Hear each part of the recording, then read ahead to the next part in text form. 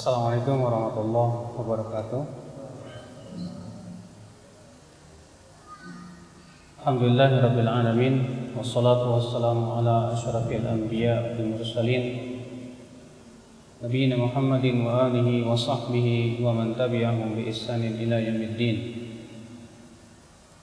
Asyhadu an la ilaha illallah wahdahu la syarika lah wa asyhadu anna Muhammadan abduhu wa rasuluh.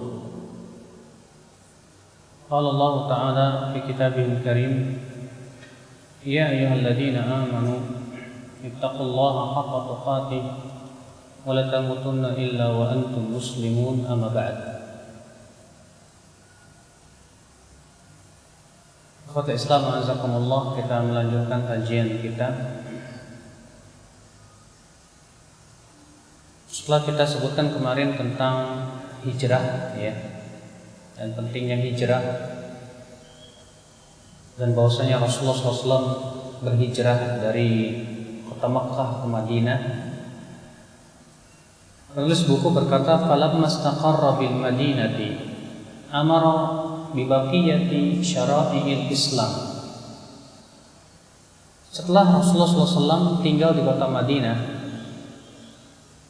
maka Allah pun perintahkan kepada Rasulullah SAW syariat-syariat Islam yang lain, seperti zakat, puasa, haji, berjihad, azan, beramar ma'ruf nahi munkar, dan syariat-syariat Islam yang lainnya.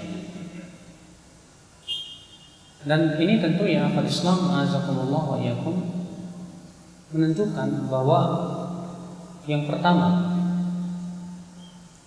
di fase Mekah Allah belum menurunkan syariat-syariat yang bersifat hukum-hukum, tapi ya sifatnya global saja. Di fase Mekah, Rasulullah SAW lebih banyak memfokuskan kepada masalah tauhid dan akidah. Makanya ayat-ayat Makkiyah itu rata-rata berhubungan dengan tentang apa? Tentang surga, tentang neraka, tentang bagaimana cerita-cerita tentang para nabi terdahulu yang mereka itu menentang para nabi, yang kemudian Allah Subhanahu wa taala berikan kepada mereka azabnya. Ya, seperti Nabi Nuh kaumnya, demikian pula Nabi Hud beserta kaumnya, Nabi Saleh beserta kaumnya. Itu ya akhul Islam, Allah lebih banyak memfokuskan tentang masalah tauhid di Mekah Al-Mukarramah. Setelah hijrah ke kota Madinah, pembahasan tentang masalah tauhid tetap. Akan tetapi kemudian baru diturunkan tentang ayat-ayat yang bersifat ahkam, yaitu hukum-hukum Islam. Mengapa demikian, akhi? Di sini tentunya ya akhi, kita ambil sebuah faidah yang besar dan agung. Apa faidah itu? Bahwa di dalam membentuk pribadi seorang manusia agar ia mau taat kepada Allah Subhanahu wa taala, itu sangat membutuhkan masalah yang disebut dengan akidah dan tauhid. Sebab tanpa akidah, tanpa tauhid, seorang hamba tidak akan mungkin ia menjadi hamba yang tunduk kepada Allah Subhanahu wa taala. Ketundukan itu muncul kapan? Ketundukan kepada Allah muncul ketika ada rasa takut kepada Allah Subhanahu wa taala. Semangat untuk menaati Allah itu kapan muncul? Semangat untuk menaati Allah itu muncul ketika adanya cinta dan berharap kepada Allah Subhanahu wa taala. Makanya pernah saya sebutkan bahwa Aisyah radhiyallahu anha berkata begini, adalah yang pertama kali turun dari ayat-ayat Al-Quran tentang surga dan neraka. Kata Aisyah apa? Kalaulah yang pertama kali turun jangan berzina, kami tidak akan meninggalkan perzinahan. Kalaulah yang pertama kali turun jangan mencuri, kami tidak akan meninggalkan pencurian. Kenapa Pak? Karena akidah belum ada, rasa takut kepada Allah belum muncul. cinta dan berharap pun belum bersemi di hati mereka. Makanya kenapa inilah ya hikmah yang sangat agung, kenapa para nabi dan rasul semuanya rata-rata berdakwah kepada tauhidullah jalla wa ala. Allah berfirman, "Wa ma arsalna min rasulin illa nuhi ilaihi annahu la ilaha illa ana fa'budun." Tidaklah kami utus seorang rasul pun kecuali kami wahyukan kepada dia bahwa tidak ada ilah yang berhak disembah kecuali aku, maka sembahlah aku. Allah juga berfirman, "Walaqad ba'atsna fi kulli ummatin rasula an i'budullah wajtanibut taghut." Sungguh kami telah utus pada setiap umat itu seorang rasul. Rasul itu berkata, "Wa'budullah," beribadalah kepada Allah saja, dan jauhi yang disebut dengan taghut itu. Ini yang Rasulullah SAW berdakwah di Mekah, di mana Rasulullah memfokuskan tentang masalah akidah dan akidah. Namun yang perlu kita perhatikan juga, ketika Rasulullah berdakwah di Mekah, bukan hanya akidah yang beliau sering tekankan, tapi juga masalah akhlak. Makanya kalau kita perhatikan dalil-dalil dari Al-Quran dan hadis, penanaman akidah dan akhlak itu sudah ditanamkan semenjak di kota Mekah. Coba saja kita misalnya melihat hadis yang diriwayatkan oleh Imam Bukhari dalam Sahihnya, ketika terjadi percakapan antara Abu Sufyan dan Heraklius, di mana Heraklius bertanya kepada Abu Sufyan, "Madza ya'muru hadzal nabi?" Apa sih yang diperintahkan oleh nabi itu? Apa kata Abu Sufyan? Yaqul, "U'budullah wa la tusyriku bihi syai'an wa ya'muruna bis shalah was silah wal afafi was sidq." Nabi itu berkata, beribadahlah kepada Allah saja, jangan persekutukan Allah sedikit pun juga. Dan ia menyuruh kami untuk sholat, untuk menyambung silaturahim, untuk menjaga kehormatan diri, dan untuk supaya bersikap jujur. Perhatikan, kata Syekh Mustafa Al-Adawi, hadis ini menunjukkan bahwa Nabi SAW selama di kota Mekah menekankan dua perkara, akidah dan akhlak. Akidah untuk apa, Akidah itu untuk memberikan kekokohan dalam hati, rasa cinta, rasa takut kepada Allah, rasa berharap. Dengan itu kita menjadi hamba yang betul-betul menghambakan diri kepada Allah SWT. Akhlak untuk apa, Kebaikan, hablum minan nas. Memperbaiki hubungan kita dengan manusia. Terkadang manusia itu yang pertama kali dilihat oleh seseorang biasanya apa? Akhlaknya dulu. Antum punya gelar doktor, tapi kalau antum nggak punya akhlak, mungkin orang akan pergi meninggalkan antum. Antum ilmunya segudang, tapi kalau dia tidak punya akhlak, lisannya suka nyakitin, keras, kasar, saya yakin orang-orang akan pergi meninggalkan dia. Maka dari itu akidah dan akhlak, dua perkara yang Allah Subhanahu wa taala tekankan di kota Makkah. Kemudian setelah Rasulullah SAW hijrah ke kota Madinah, baru hukum-hukum Islam itu turun, seperti zakat, puasa, haji. Kemudian juga diharamkan arak. Bayangkan Allah Subhanahu wa taala mengharamkan arak saja sampai bertahap 3 kali tahapan, bahkan 4 kali tahapan. Sampai kemudian akhirnya Allah pun haramkan arak. Kenapa? Karena arak itu sesuatu yang sudah terbiasa mereka minum gitu. Sehingga sulit bagi mereka untuk meninggalkannya. Maka Allah Subhanahu wa taala haramkan arak itu bertahap. Ini menunjukkan bagaimana kasih sayang Allah Subhanahu wa taala kepada hamba-hambanya. Kita lanjutkan akhwat Islam azakumullah wa iyyakum. Kata beliau, "Falamma istaqarra bil Madinah amara bi baqiyati syara'il Islam." Ketika Rasulullah SAW telah tinggal di kota Madinah, maka beliau pun memerintahkan syariat-syariat Islam yang lain berupa zakat, puasa, haji, berjihad.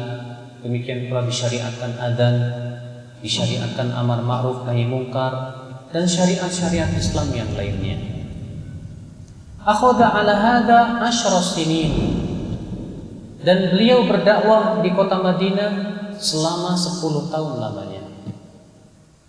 Di kota Madinah itulah Rasulullah SAW membangun sebuah negara yang betul-betul kokoh berlandaskan akidah. Ya, di kota Madinah disitulah Rasulullah SAW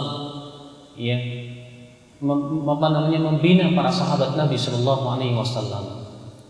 Wa ba'daha tuwfiya salawatullahi wa salamuhu alaihi. Setelah itu pun Rasulullah SAW meninggal dunia dalam keadaan Islam sudah sempurna. Di mana ketika Allah Subhanahu wa taala memerintahkan Rasulullah untuk haji, dan haji Rasulullah disebut dengan haji wada. Kemudian Allah Subhanahu wa taala turunkan di sore hari Arafah, itu firman Allah, "Al-yauma akmaltu lakum dinakum wa atmamtu 'alaikum ni'mati wa raditu lakumul Islam madina." Pada hari ini aku sempurnakan untukmu agamamu. Ya, dan aku sempurnakan nikmatku atas kalian, dan aku ridha Islam sebagai agama untuk kalian. Islam sudah sempurna. Rasulullah SAW sudah menyampaikan semua yang Allah perintahkan kepada beliau. Makanya di waktu di Arafah itu ya, Rasulullah SAW berkhutbah apa? Kata beliau, "Ala hal balagh, bukankah aku sudah sampaikan risalah semuanya?" Kata para sahabat, "Bala, qad ballaghta wa nasahta wa addait." Benar hai Rasulullah, engkau sudah menyampaikan, engkau sudah memberi nasihat, dan engkau sudah melaksanakannya ya Rasulullah. Maka Rasulullah SAW pun menunjukkan tunjuknya ke langit. Lalu beliau tunjukkan kepada manusia sambil berkata, "Allahumma syahad, Allahumma syahad, Allahumma syahad." Ya Allah saksikan, ya Allah saksikan bahwasanya aku telah menyampaikan risalah. Islam sudah sempurna, alhamdulillah. Yang kemudian ikhwata Islam azakumullah, ketika Rasulullah SAW mendekati ajalnya, yaitu di akhir bulan Safar, di awal bulan Rabiul Awal, Nabi SAW beliau naik mimbar, lalu beliau berkata, "Inna abdan min ibadillah khayyarahu Allah baina dunya wa ma inda wa ma baina ma indahu fakhtara ma indallah." Sesungguhnya seorang hamba diberikan pilihan oleh Allah antara memilih apa yang ada di dunia atau apa yang ada di sisi Allah. Maka hamba ini pun memilih apa yang ada di sisi Allah. Mendengar itu Abu Bakar menangis, Pak. Karena Abu Bakar faham siapa yang dimaksud dengan hamba ini, yaitu Rasulullah Sallallahu Alaihi Wasallam. Allah pun turunkan surat yang terakhir, "Idza jaa nasrullahi wal fath wa ra'aitan nasa yadkhuluna fi dinillahi afwaja wasfasabbih bihamdi rabbika wastaghfir innahu kana tawwaba."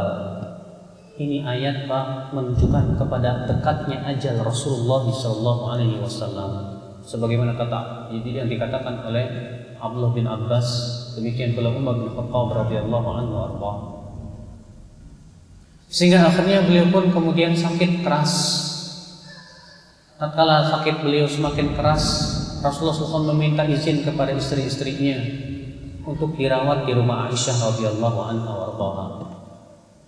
Maka kemudian istri-istri Nabi pun mengizinkan Rasulullah SAW dirawat di rumah Aisyah radhiyallahu anha wa ardaha. Ketika Rasulullah SAW sudah tidak mampu lagi menjadi imam, Rasulullah SAW bersabda kepada Aisyah radhiyallahu anha, "Muri abaki falyusalli bin nas." Hai Aisyah, perintahkan ayahmu untuk sholat mengimami manusia. Maka kemudian Abu Bakar pun majulah dan menjadi imam. Rupanya Rasulullah SAW merasa ringan, maka beliau pun keluarlah. Lalu kemudian beliau pun sholatlah di sisi kanan, ya, di sisi kiri Abu Bakar radhiyallahu anhu. Sementara Abu Bakar sholat dengan sholatnya Rasulullah, dan manusia pun sholat dengan sholatnya Abu Bakar radhiyallahu anhu. Kemudian akhir Islam azakumullah, keesokan harinya sakit Rasulullah SAW semakin parah.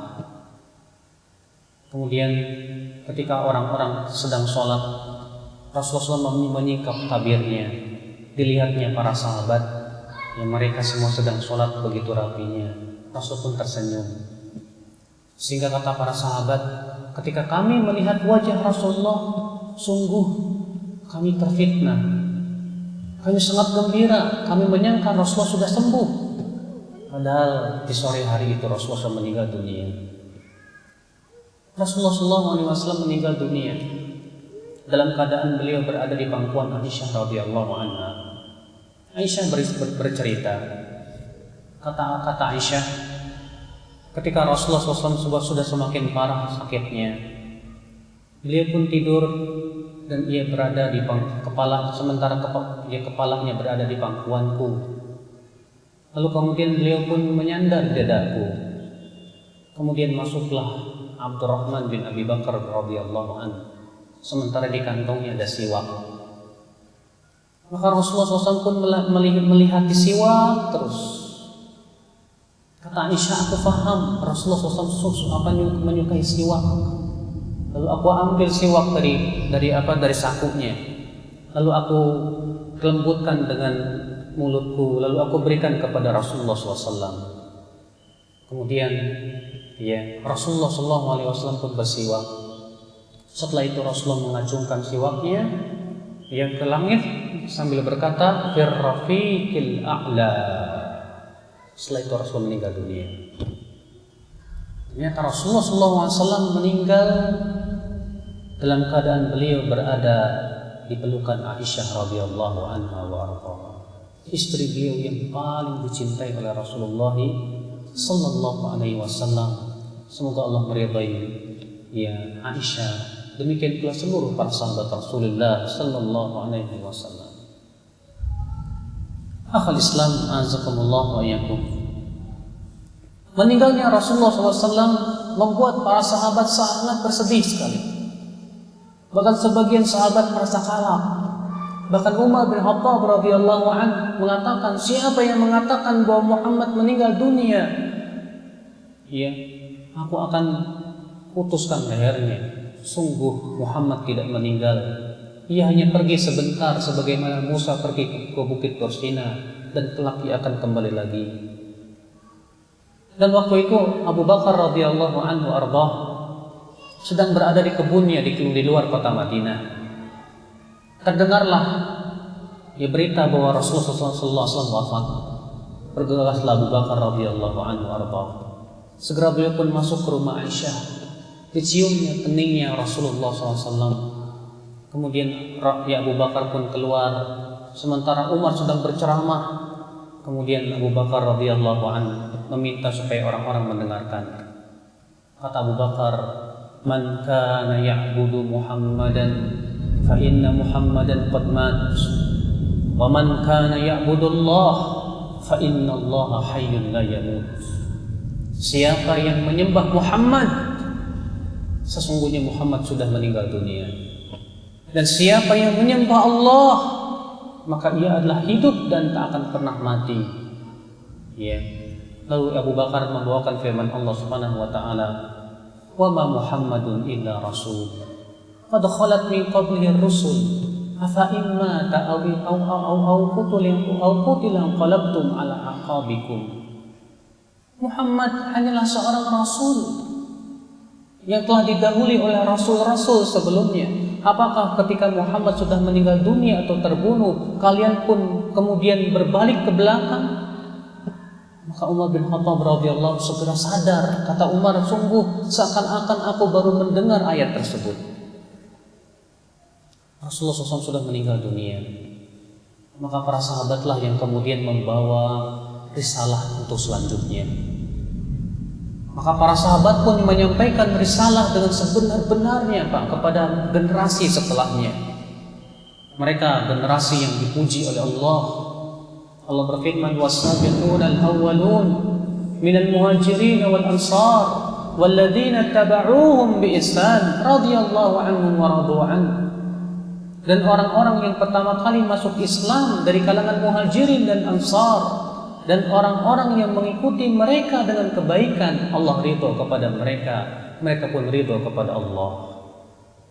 Kaum muhajirin dan ansar sudah dinyatakan keridhoannya oleh Allah Subhanahu wa taala. Kalaulah seperti yang dituduhkan oleh orang-orang Syiah bahwa para sahabat mati dalam keadaan kafir, tidak mungkin Allah menyaksikan keridhoannya dalam ayat Al-Quran yang akan terus dibaca sampai hari kiamat. Ikhwatul Islam, azakumullah wa iyyakum. Justru Allah ridho kepada para sahabat, terutama kalangan muhajirin dan ansar. Ikhwatul Islam, azakumullah wa iyyakum.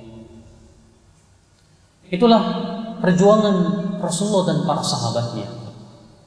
Yang kemudian bendera perjuangan pun dilanjutkan oleh generasi setelahnya, itu para tabi'in, kemudian tabi'ut tabi'in.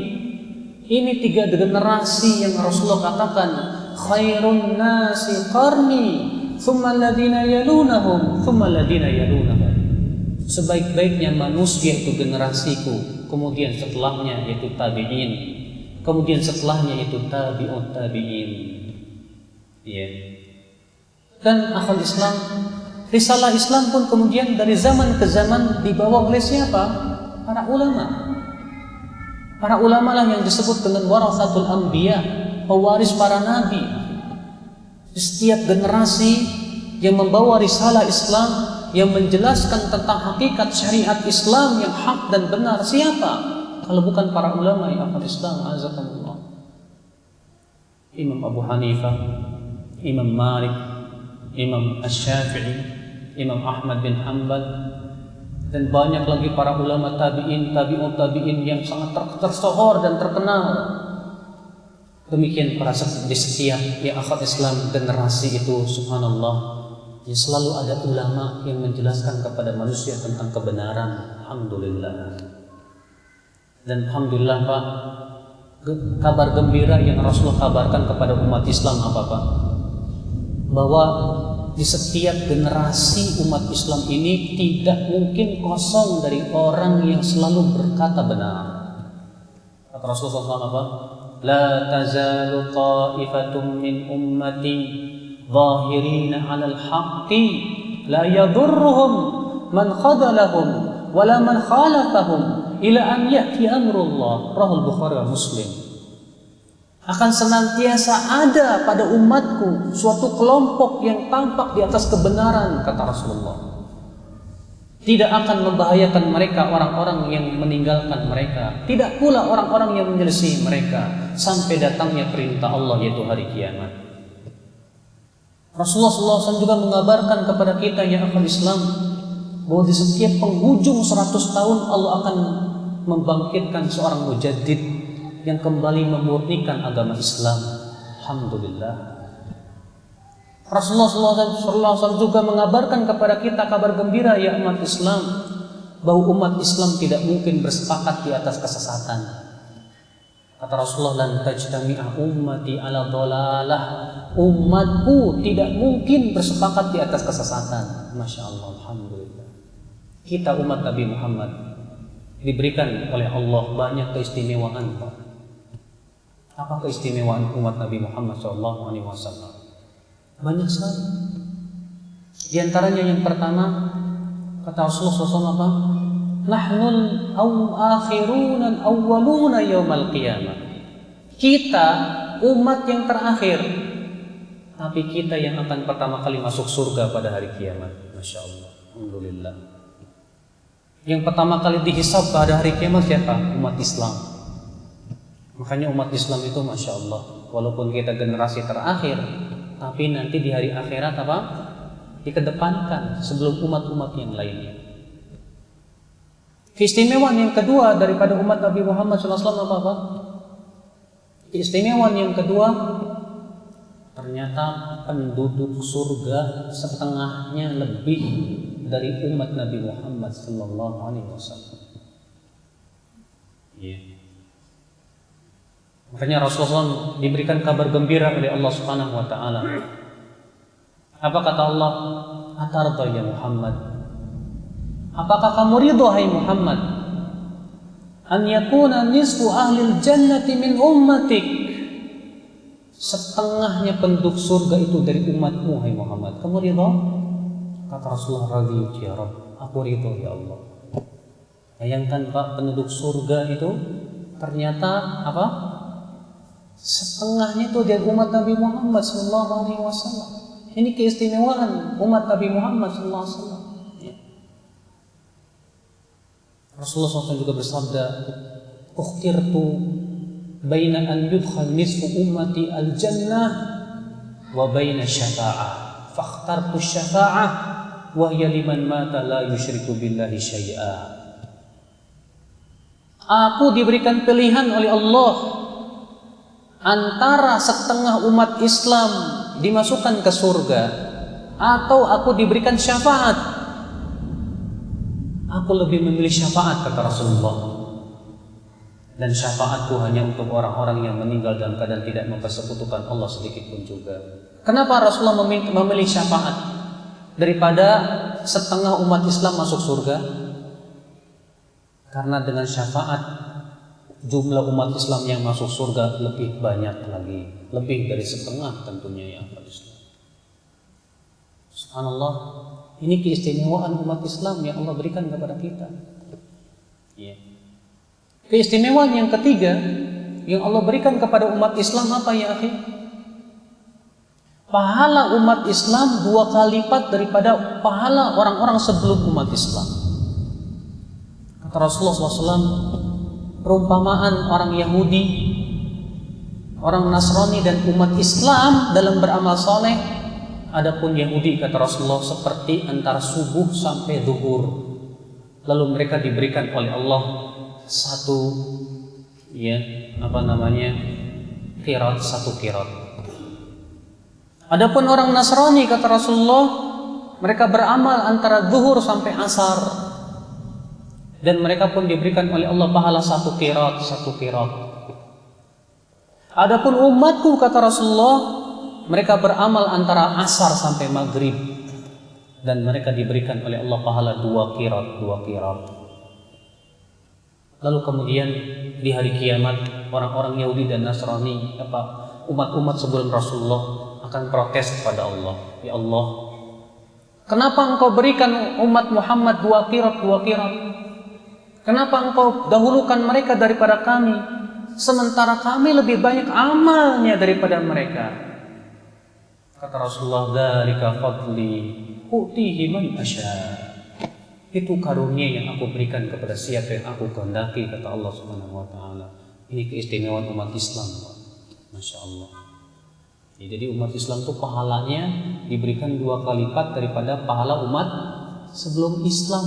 Masya Allah, ya kota Islam, azakumullah ya. Apalagi keistimewaan umat Islam, akhi? Keistimewaan umat Islam dibandingkan dengan umat sebelumnya apa? Tadi sudah saya sebutkan. Umat Islam tidak mungkin bersepakat di atas kesesatan, sedangkan umat Yahudi dan Nasrani pasti bersepakat di atas kesesatan. Makanya tidak ada satupun kesesatan yang disepakati oleh umat Islam seluruhnya, tidak ada. Karena Rasulullah sudah mengatakan, lan tajtami'a ummati ala dhalalah. Umatku tidak mungkin bersepakat di atas kesesatan. Alhamdulillah. Makanya ijma para ulama itu adalah hujjah. Ya. Kenapa? Karena umat Islam, para ulama tidak mungkin sepakat di atas kesesatan ya umat Islam. Azakumullah wa iyyakum. Nah inilah ya umat Islam. Namun itulah, ternyata semakin jauh dari masa kenabian, semakin sedikit ilmu, semakin banyak ulama yang wafat, sedikit para ulama. Makanya kata Rasulullah SAW apa?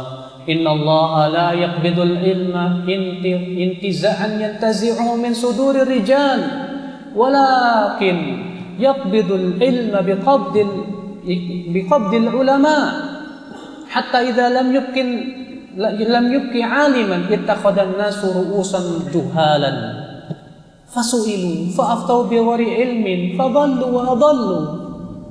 Sesungguhnya Allah tidak akan mencabut ilmu ini dengan sekaligus dari dadanya manusia, tidak.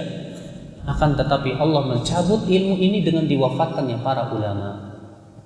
Sehingga ketika ulama tidak tersisa lagi, orang-orang akan mengambil pemimpin-pemimpin agama yang bodoh. Mereka ditanya, lalu mereka berfatwa dengan tanpa ilmu. Mereka pun sesat dan menyesatkan. Betul Pak, di zaman sekarang ini banyak sekali penceramah ngomongnya ngaco Pak. Mereka ditanya tanpa menjawab tanpa ilmu. Ada yang bilang katanya orang pakai jenggot goblok lah. Ada yang bilang katanya pemimpin itu nggak perlu muslim lah.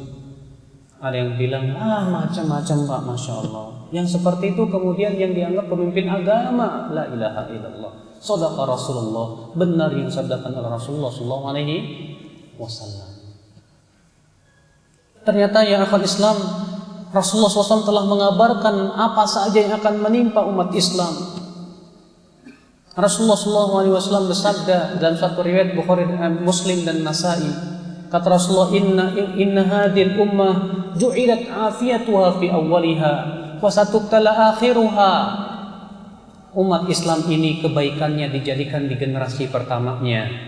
Adapun generasi akhirnya akan ditimpa bala, perkara-perkara yang menyimpang dari agama, fitnah yang bergelombang.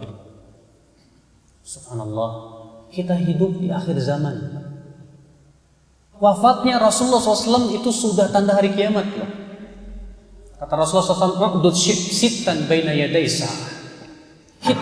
Hitung oleh kalian 6 perkara sebelum datangnya hari kiamat. Yang pertama Rasulullah sebutkan apa? Wafati, kematianku. Wafatnya Rasulullah SAW saja sudah tanda hari kiamat. Kita hidup, kalau kita perhatikan tanda-tanda hari kiamat sudah sangat banyak sekali, Masya Allah. Iya. Maka dari itulah apa persiapan kita menuju kehidupan akhirat. Hari kiamat sebentar lagi akan menjelang akhir Islam. Ya, kewajiban kita adalah berusaha semaksimal mungkin untuk beramal saleh. Kemudian beliau berkata, wa dinuhu baqin wa hadha dinu. Dan agama Rasulullah SAW akan terus ada, dan inilah agama Rasulullah, itu Islam yang Allah Subhanahu wa taala ridai. Allah berfirman, inna ad-dina 'indallahi al-Islam. Sesungguhnya agama itu di sisi Allah hanyalah Islam. Allah berfirman, wa may yabtaghi ghairal islami dina fala yuqbala min. Siapa yang mencari selain Islam sebagai agama, maka tidak akan diterima darinya. Ya. Ikhwata Islam azakumullah. Wa hadha dinu, inilah agama Islam. Agama yang sangat istimewa, Pak. Agama yang sangat sempurna, Pak. Semua orang yang mempelajari tentang agama Islam, dia akan melihat akan kebenarannya yang akan Islam azakumullah wa iyyakum. Agama tauhid. Dia adalah agama tauhid. Agama yang betul-betul menyembahkan atau menghambakan diri kita kepada Allah Subhanahu wa taala. Sementara selain Islam menyembah kepada selain Allah. Yahudi menyembah Uzair. Nasrani menyembah Isa. Selain Islam menyembah selain Allah Subhanahu wa taala. Adapun Islam hanya menyembah Allah Rabbul Izzati wal Jalalah. Makanya pada hari kiamat, ya, ketika manusia seluruhnya berdiri di padang mahsyar, maka kemudian Allah perintahkan setiap orang untuk mengikuti sesembahannya. Orang yang menyembah matahari ikut matahari, masuk ke neraka. Orang yang menyembah batu ikut batu, Orang yang menyembah Nabi Isa, maka Nabi Isa akan berlepas diri. Orang yang menyembah Husain, Husain pun akan berlepas diri. Orang yang menyembah para wali pun berlepas diri. Kata Rasulullah, wa yabqal mu'minun, tersisalah kaum mukminin yang mentauhidkan Allah Azza wa Jalla. Lalu kemudian Allah pun datang kepada mereka dengan bentuk yang tidak dikenali oleh mereka. Lalu Allah berfirman, man tantadhirun, siapa kalian yang kalian tunggu di sini? Laziltum hauna, kenapa kalian masih berada di sini? Kata kaum mukminin apa? Nantadhiru rabbana, kami menunggu Rabb kami, Tuhan kami. Lalu Allah berfirman, ana rabbukum, aku Tuhan kalian. Kata kaum mukminin, ma'adallah an nusyrika billahi syai'a, kami berlindung kepada Allah untuk mempersekutukan Allah sedikit pun juga. Lalu Allah pun menyingkapkan betisnya. Maka di saat itulah kaum mukminin sujud seluruhnya kepada Allah Subhanahu wa taala. Dan itulah kata Rasulullah makna firman Allah dalam surat Al-Qalam, yauma yukshafu 'an saq wa yud'auna ila sujud. Pada hari disingkapkan betisnya dan mereka pun disuruh untuk sujud, maka kaum mukminin pun semuanya sujud kepada Allah Subhanahu wa taala. Ini dia agama Rasulullah, agama tauhid. Agama yang memerintahkan hanya menyembah Allah saja, tawakal hanya kepada Allah. Ikhwatul Islam, la khaira illa dallal ummata alaih, wala syarra illa hadzaraha min. Tidak ada satupun kebaikan kecuali sudah ditunjukkan oleh Rasulullah sallallahu alaihi wasallam, dan tidak ada satupun keburukan kecuali sudah diperingatkan oleh Rasulullah sallallahu alaihi wasallam. Semua kebaikan sudah Rasulullah tunjukkan. Naam.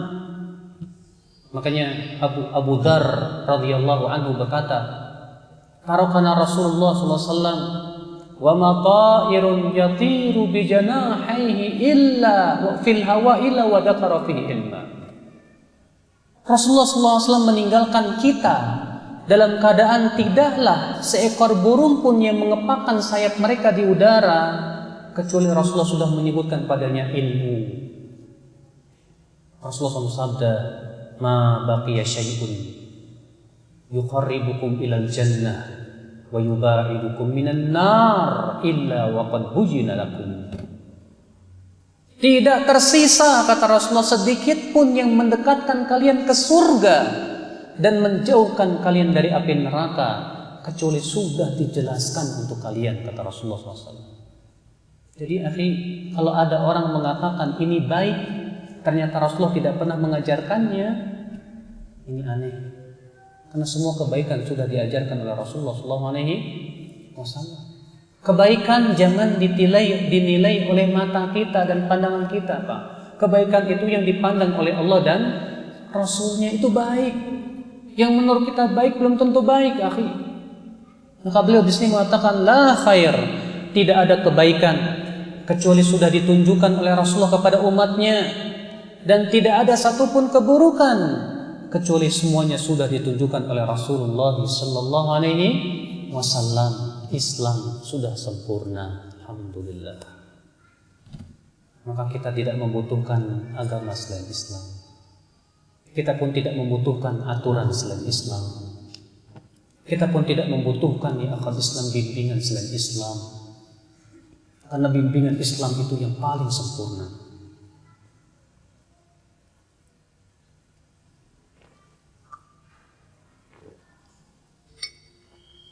Ikhwatul Islam, a'azakumullah wa iyyakum.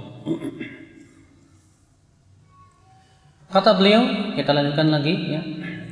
Wal khairul ladzi dalla alaihi at-tauhid wa jami'u ma yuhibbuhu Allah wa yardah. Apa sih kebaikan yang Rasulullah tunjukkan kepada umatnya? Kata beliau, kebaikan yang Rasulullah tunjukkan kepada umatnya yang paling utama adalah tauhid. Apa tauhid itu, Pak? Mengesahkan Allah dalam ibadah kepadanya, dan semua yang Allah cintai dan ridhai, semua yang Allah cintai dan ridhai sudah ditunjukkan oleh Rasulullah kepada umat Islam. Akhi, di antara kasih sayang Rasulullah SAW adalah Rasulullah SAW begitu semangat memberikan hidayah kepada umatnya. Cobalah dengarkan firman Allah dalam surat At-Taubah ya. Allah berfirman, laqad ja'akum rasulun min anfusikum azizun 'alaihi ma 'anittum harisun 'alaikum bil mu'minina raufur rahim. Sungguh telah datang kepada kalian seorang rasul yang berasal dari diri kalian, yang merasa susah terhadap apa yang menimpa kalian, yang semangat untuk memberikan hidayah kepada kalian dan kepada kaum mukminin. Beliau sangat sayang dan lembut ya. Maka Rasulullah SAW itu ya, sangat semangat memberikan hidayah kepada umatnya. Semua kebaikan Rasulullah sudah jelaskan. Bahkan Rasulullah SAW itu sangat sayang kepada umatnya sampai beliau bersabda apa? Masali wa masalu ummati kamathali rajulin auqada naran. Perumpamaan aku dengan umatku seperti seorang laki-laki yang menyalakan api. Faja'alal hasyaratu yataqahamna fiha. Rupanya binatang-binatang kecil itu berusaha masuk ke dalam api. Wa ana akhidun bihajuzikum, dan aku berusaha memegang ikat pinggang kalian supaya kalian tidak masuk ke dalam api. Walakinnakum taqahamuna fiha, tapi kalian malah nekat masuk api. Ya. Rasulullah sayang kepada kita. Maka kasih sayang Rasulullah SAW itu dengan cara apa? Memberikan hidayah. Semua kebaikan Rasulullah tunjuki, semua keburukan Rasulullah SAW tunjuki. Maka kita cukupkan saja, jangan membuat-buat lagi. Makanya Ibnu Mas'ud mengatakan apa? Ittabi'u wa la tabtadi'u faqad kufitum. Ikuti saja, jangan membuat-buat yang baru. Kamu sudah dicukupi, kata siapa? Kata Ibnu Mas'ud radhiyallahu anhu. Imam Malik bin Anas berkata, "Man ibtada'a fid dini bid'atan faqad za'ama anna Muhammadan khana risalah." Siapa yang membuat-buat perkara yang baru dalam agama ini, sungguh ia telah menuduh Rasulullah mengkhianati risalah. Wa dzalika li anna Allah azza wa jalla yaqul, karena Allah Subhanahu wa taala berfirman, "Al-yauma akmaltu lakum dinakum." Pada hari ini aku telah sempurnakan untukmu agamamu. Fama lam yakun yauma idzin dinan lam yakun al-yauma din. Maka yang hari itu bukan termasuk agama, di hari ini pun tidak termasuk agama Islam. Azakumullah wa iyyakum. Ya. Kita lanjutkan akal Islam. Kata beliau, jadi kebaikan yang ditunjukkan oleh Rasulullah kepada umatnya itu apa? Tauhid. Dan semua yang Allah cintai dan ridhai. Baik, Pak. Dari mana kita tahu sesuatu itu dicintai oleh Allah dan ridhai? Tentu dari dalil Al-Quran dan hadis Nabi SAW. Kita tidak boleh mengklaim, oh ini dicintai oleh Allah, kalau tidak ada dalilnya. Oh ini ya tidak disukai oleh Allah kalau tidak ada dalilnya, karena masalah perkara yang gaib. Syariat itu milik siapa, Pak? Syariat itu milik Allah. Dan yang berhak membuat syariat siapa? Allah, Rabbul Izzati wal Jalalah. Makanya Allah mencela orang-orang musyrikin Quraisy yang membuat syariat-syariat yang tidak diizinkan oleh Allah. Allah berfirman apa? Am lahum syuraka'u syara'u lahum minad dini ma lam ya'dam bihillah. Apakah mereka mempunyai sekutu-sekutu yang membuat syariat untuk mereka sesuatu yang tidak diizinkan oleh Allah Subhanahu wa taala? Iya. Maka dari itu ya akhi, yang berhak membuat syariat hanyalah Allah.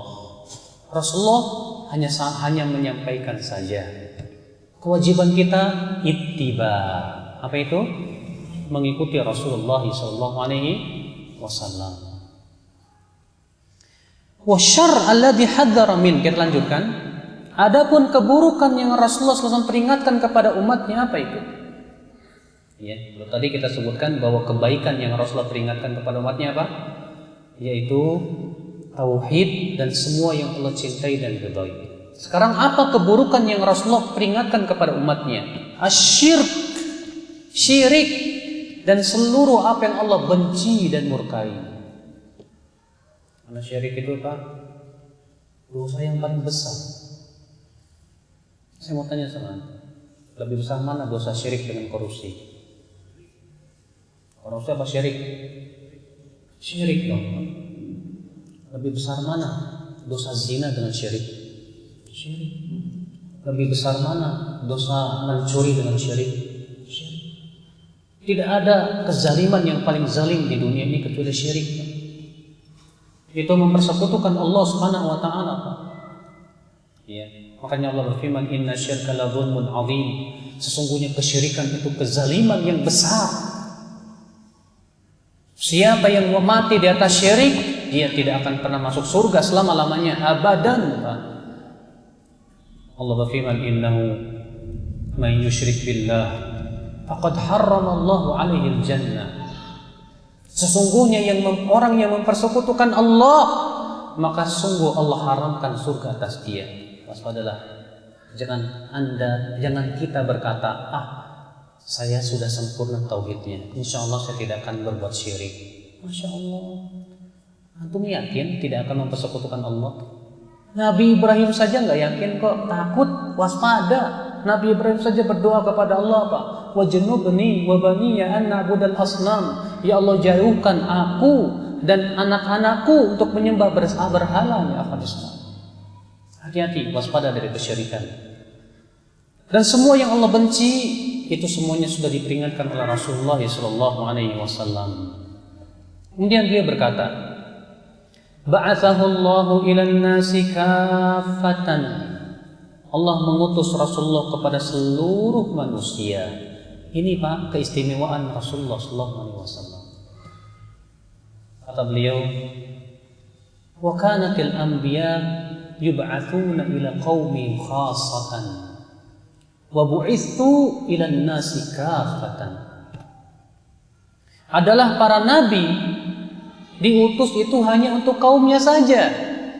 Sementara aku, kata Rasulullah, aku diutus untuk seluruh manusia. Aku diutus untuk seluruh manusia. Makanya Islamnya Arab Saudi sama dengan yang ada di Indonesia dan yang lainnya. Nggak ada istilah Islam Nusantara itu, Pak. Islamnya Islam. Islam itu satu yang Allah perintahkan kepada Rasulullah SAW. Dan Rasulullah SAW diutus untuk seluruh manusia, bukan hanya untuk orang Arab, bukan hanya untuk suatu kaum, tidak. Kalau Nabi Isa, Nabi Musa, betul hanya diutus kepada Bani Israel. Tapi untuk Rasulullah tidak. Rasulullah diutus untuk seluruh manusia. Maka agama Islam untuk seluruh manusia. Karena pencipta manusia satu. Pemberi rezeki mereka juga satu. Pencipta bumi kita yang manusia semua berpijak di atasnya satu, yaitu Allah Subhanahu wa taala. Makanya aneh kalau ada orang memilah-milah, itu kan yang agamanya Islam Saudi, kita harus Islam Indonesia. Oke. Apa dibedakan oleh Rasulullah SAW antara Islam di satu negara dengan negara yang lain? Ikhwata Islam azakumullah. Ya sholat 5 waktu tetap sholat 5 waktu, nggak ada bedanya di Saudi maupun dimanapun juga. Zakat, puasa, haji dan yang lainnya. Ya, saya merasa bingung dengan adanya orang yang mengatakan adanya Islam Nusantara itu. Ya. Apa maksudnya sih? Maksudnya supaya Islam itu disesuaikan dengan di Indonesia aja udah gitu. Nah, kalau begitu jangan pakai Islam dong. Islam itu kan bahasa Arab. Kalau misalnya mau semua yang berbau bahasa Arab dihilangkan, berarti jangan pakai Islam.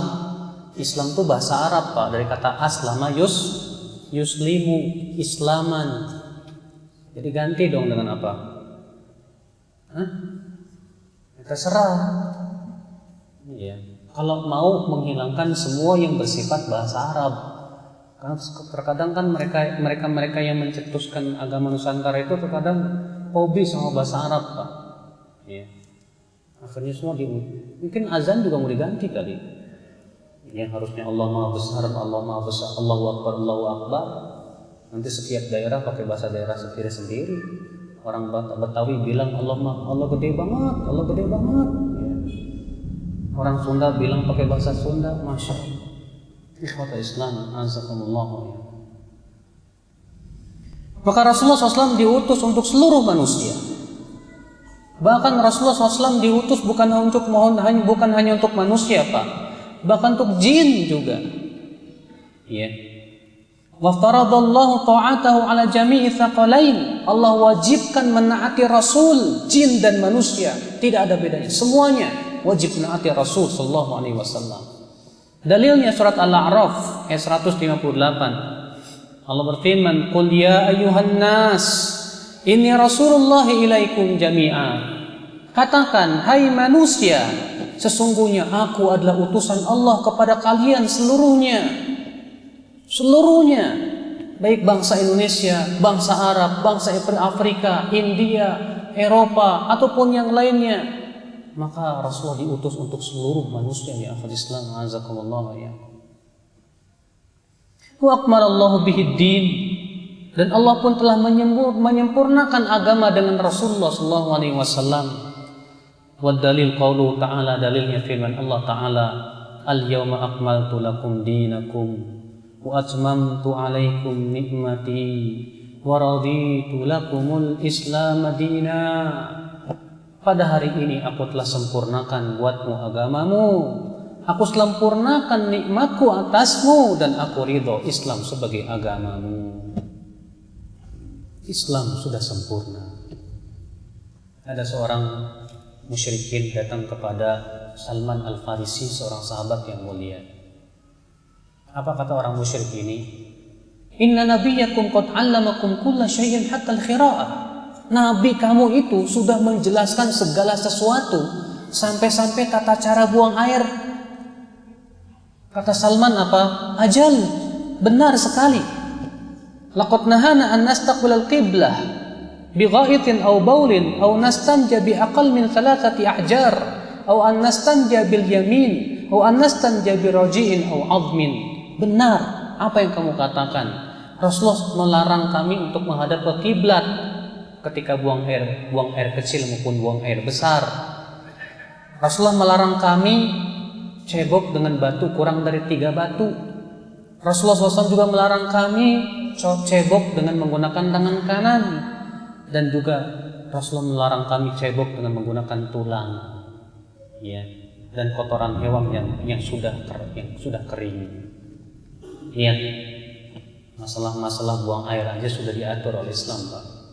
Apalagi yang bersifat lebih besar dari itu, Pak. Makanya Islam sudah mencakup segala sesuatu. Islam universal. Sekecil apapun sudah diatur oleh Islam. Al-Quran menjelaskan semuanya.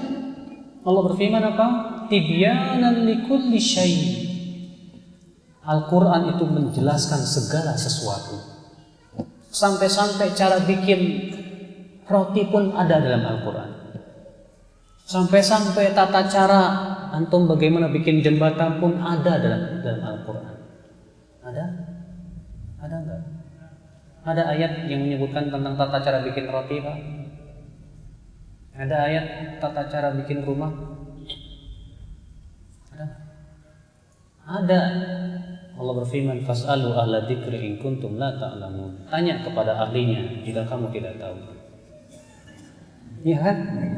Kalau kamu nggak tahu, ya tanya ke tukang roti.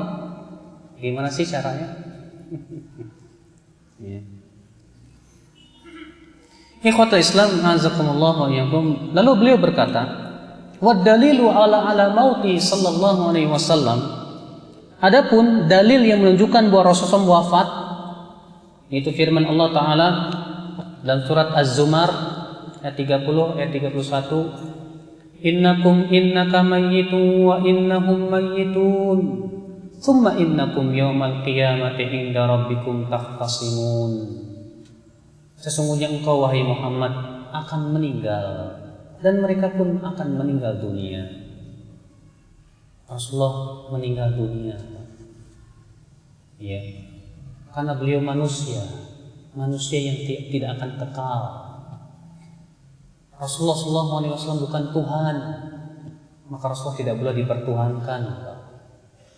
Rasulullah pun tidak diperbolehkan untuk kita memuji beliau melebihi tempat beliau sebagai hamba Allah dan Rasulnya. Makanya Rasulullah SAW memperingatkan umatnya dari sikap berlebih-lebihan terhadap beliau. Ya. Lihat bagaimana Rasulullah SAW bersabda apa? La tuturuni kama atrati an-nasara Isa bin Maryam. Kalian jangan berlebih-lebihan dalam memujiku, sebagaimana orang-orang Nasrani berlebih-lebihan memuji Isa bin Maryam. Jangan. Ya. Bayangkan Pak, Rasulullah SAW kalau beliau datang, kemudian para sahabat berdiri menyebut Rasulullah SAW, Rasul nggak mau, benci Rasulullah. Kata Anas bin Malik, tidak ada seorang pun yang paling disukai oleh para sahabat untuk melihat dengan mata-mata mereka kecuali Rasulullah SAW. Dan mereka tidak mau berdiri dengan ketika datangnya Rasulullah SAW karena mereka tahu bahwa Rasulullah tidak suka itu. Rasulullah SAW disambut dengan berdiri aja nggak mau. Bahkan Rasulullah bersabda, "Man sarrahu an yatamatsala lahu an-nas qiyaman falyatabawwa maq'adahu minan nar."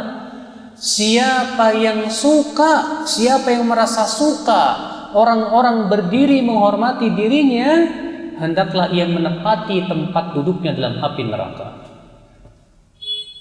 Subhanallah, ikhwat Islam, azakumullah wa iyyakum. Ketika ada orang berkata kepada Rasulullah, "Anta sayyiduna wa ibnu sayyidina." Engkau adalah sayyid kami dan anak daripada sayyid kami. Apa kata Rasulullah SAW? Ayyuhan nas, la yastahwiyannakum syaitan. Hai manusia, jangan sampai setan menyeret kalian. As-sayyid wallah, sayyid itu hanyalah Allah, kata Rasulullah SAW. Qulu ana abdullah wa rasuluh. Ucapkan saja, aku ini hamba Allah dan Rasulnya. Masya Allah. Sampai demikian Rasulullah SAW tidak suka seperti itu. Ya. Maka bagaimana di zaman sekarang dengan orang-orang yang berlebihan terhadap Rasulullah SAW? Bahkan di antara mereka ada meyakini bahwa Rasulullah tahu yang gaib. Ada Rasulullah tidak tahu yang gaib, akhi. Allah berfirman dalam surat Al-A'raf ayat 188 apa? Qul la amliku li nafsi naf'an wa la dharran illa ma syaa Allah. Katakan, aku tidak memiliki untuk diriku manfaat dan mudarat kecuali apa yang Allah kehendaki. Walau kuntu a'lamul ghaib lastaghfartu minal khair wa ma massani yasu. Kalaulah aku mengetahui yang gaib, aku akan memperbanyak kebaikan dan aku tidak akan tertimpa keburukan. Rasulullah tidak tahu yang gaib, Pak.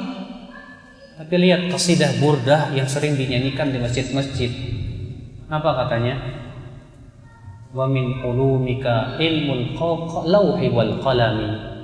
Di antara ilmumu wahai Nabi Muhammad yaitu ilmu tentang lauhul mahfuz dan qalam. Berarti Rasulullah tahu yang gaib dong. Padahal tegas dalam surat Al-A'raf itu Rasulullah tidak tahu yang gaib. Allah juga berfirman, wa indahu mafatihul ghaibi la ya'lamuha illahu. Dan di sisi Allah lah kunci-kunci yang gaib, tidak ada yang mengetahuinya kecuali Allah Subhanahu wa taala saja. Allah juga berfirman, qul la ya'lamu man fis samawati wal ardil ghaiba illallah. Katakanlah, tidak ada orang yang tahu di langit dan maupun di bumi tentang masalah yang gaib kecuali Allah Subhanahu wa taala saja. Masya Allah, ikhwata Islam, azakumullah wa iyyakum. Ya. Maka Rasulullah SAW tidak bisa memberikan manfaat dan mudarat, Pak. Ketika beliau masih hidup saja Rasulullah tidak bisa memberikan manfaat untuk dirinya, apalagi Rasulullah sudah meninggal dunia, Pak. Maka kewajiban kita adalah sikap kita kepada Rasulullah apa? Kita yakini beliau adalah hamba Allah, tapi beliau diutus oleh Allah sebagai seorang Rasul. Hormati Rasulullah dengan cara ittiba, mengikuti semua syariat yang Rasulullah sampaikan. Hormati keluarga Rasulullah SAW, hormati ahlul baitnya, hormati pula para sahabatnya, hormati para ulama yang membawa syariatnya. sebagaimana itu disampaikan oleh Rasulullah SAW. Ya, Rasulullah SAW, "Lam yarham saghirana wa lam yuwaqqir kabirana, laisa minna," bukan dari golongan kami orang yang tidak menyayangi yang lebih muda, ya, dan tidak menghormati yang lebih tua, dan tidak mengetahui hak para ulama. Ikhwatul Islam, azakumullah wa iyyakum. Jadi inilah ya akhi, kita sebagai umat Islam kepada Rasulullah, kewajiban kita adalah untuk menghormati beliau, tapi bukan menjadikan Rasulullah menempati sifat-sifat Allah Subhanahu wa taala. Tentu tidak, itu termasuk kesyirikannya. Kemudian beliau berkata, "Wan nas idza matu yub'atsun." Dan manusia apabila telah meninggal dunia, kelak mereka akan dibangkitkan oleh Allah Subhanahu wa taala. Akhi, manusia hidup di dunia tidak mungkin sia-sia, akhi. Mungkinkah kita hidup di dunia sia-sia setelah wafat, udah begitu aja, nggak ada pembalasan? Sudah mati selesai aja begitu udah? Nggak mungkin, Pak. Allah berfirman dalam surat Al-Mu'minun apa? "Afa hasibtum annama khalaqnakum abatha wa annakum ilaina la turja'un." Apakah kalian mengira bahwa kami menciptakan kalian sia-sia dan bahwasanya kalian tidak akan dikembalikan kepada kami? Fata'ala Allahul Malikul Haq. Maha tinggi Allah Raja yang hak. Tidak mungkin, Pak, kita hidup di dunia ini sia-sia, Pak. Tapi kita hidup di dunia ini ada tujuan untuk beribadah kepada Allah. Setelah kita wafat, tidak mungkin setelah itu tidak ada kehidupan, tidak mungkin. Setelah kematian itu akan ada kehidupan, Pak, kebangkitan, Pak, kebangkitan. Semua manusia akan dibangkitkan oleh Allah dari kubur mereka. Kata Rasulullah SAW, apabila manusia dikuburkan, akan hancur seluruh tubuhnya illa ajabudz dzanab, kecuali bagian yang paling kecil di tulang ekornya. Itu yang tidak akan hancur, kata Rasulullah. Sehingga nanti pada hari kiamat, dari bagian kecil dari tulang ekor itulah Allah akan menyusun kembali manusia, dan Allah pun bangkitkan dari alam kuburnya. Antum pernah lihat nggak biji pohon beringin? Pohon beringin itu bijinya kecil loh, Pak. Ketika biji itu jatuh, Allah tumbuhkan pohon beringin dari biji yang kecil. Maka bagi Allah pun mudah menciptakan manusia dari bagian yang terkecil dari tulang ekornya, kemudian tumbuh menjadi manusia lagi. Mudah bagi Allah Subhanahu wa taala. Ya Islam, azakumullah. Maka kalau ada orang yang menyaksikan atau meragukan kebangkitan, lebih baik dia berpikir tentang penciptaan dia pertama kali. Ya. Allah mampu tidak menciptakan kita dari saripati air mani, berubah dari segumpal darah, berubah jadi segumpal daging, kemudian jadi manusia? Kalau Allah mampu itu, Allah pun mampu untuk membangkitkan. Mudah. Makanya Allah mengatakan apa? Ayahsabul insanu ayyutraka sudah? Apakah manusia mengira akan dibiarkan di dunia hidup sia-sia, tidak diberikan perintah dan larangan? Alam yakun nutfatan min maniyyin yumna? Bukankah manusia berasal dari saripati air mani yang ditumpahkan? Tsumma kana 'alaqatan fakhalaqa fasawwa. Kemudian air mani pun berubah menjadi segumpal darah, lalu Allah pun sempurnakan penciptaannya. Faja'ala minhu zawjaini dzakara wal untha. Lalu Allah jadikan manusia itu berpasang-pasangan, lelaki dan wanita.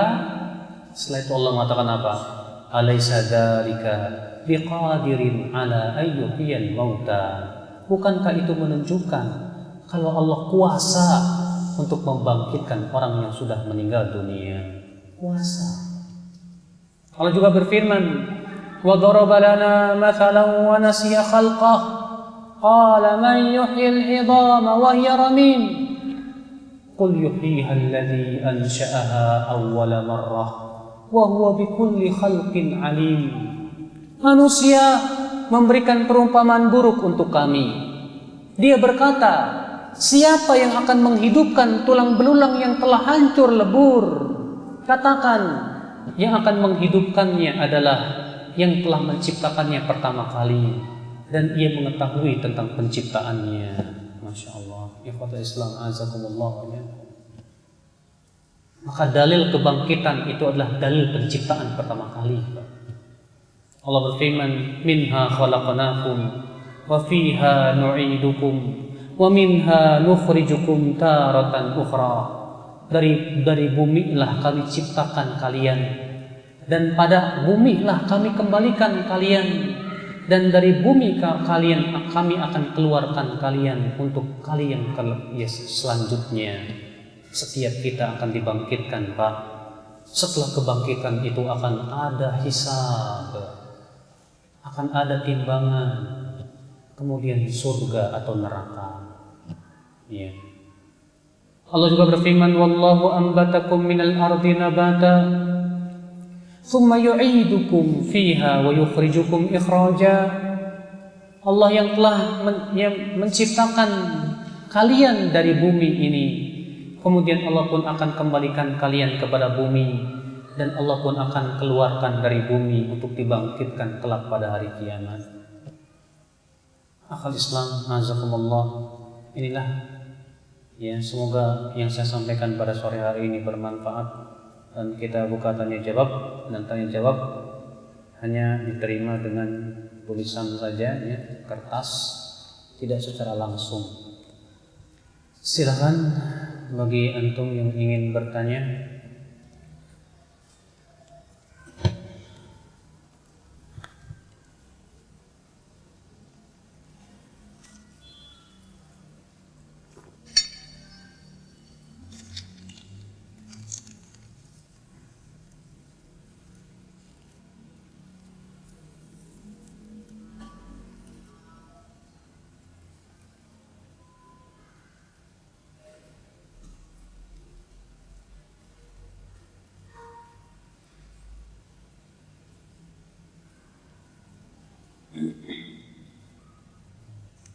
Surat penghuni surga dijelaskan dalam surat Al-Waqiah surat 8 sampai surat 14. Lalu apa hubungannya dengan hadis yang menjelaskan bahwa umat Rasulullah setengah dari penduduk surga? Tidak bertabrakan, Pak.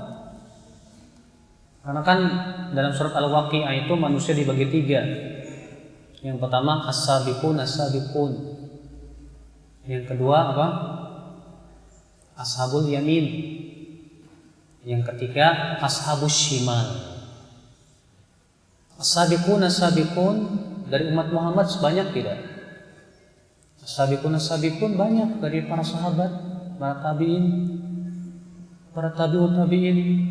Ashabul yamin banyak, sampai hari ini pun banyak ashabul yamin. Maksudnya orang-orang yang soleh, beriman, bertakwa. Ashabus shimal, nah ini yang mereka itu kafir kepada Allah Subhanahu wa taala. Memang Pak, penduduk neraka itu jauh lebih banyak daripada penduduk surga. Karena kata Rasulullah SAW ya, disebutkan dalam hadis itu ya, bahwa Rasulullah Allah berfirman kepada Nabi Adam, ya Adam, akhrij ba'saka ilan nar. Hai Adam, keluarkan keturunanmu yang akan menjadi penghuni neraka. Yaitu di setiap 1000 orang, 1 orang saja yang masuk surga. Jadi dari setiap 1000 orang yang masuk surga cuma 1. Ngeri nggak Pak? Ngeri banget. Dari keturunan Nabi Adam, ya, penduduk surga dan neraka itu rupanya 1:1000. Tapi Rasulullah SAW memberikan kabar gembira. Apa kata Rasulullah? Absyiru, bergembiralah. 1000 itu dari Ya'juj dan Ma'juj, dan 1 dari kalian. Ya.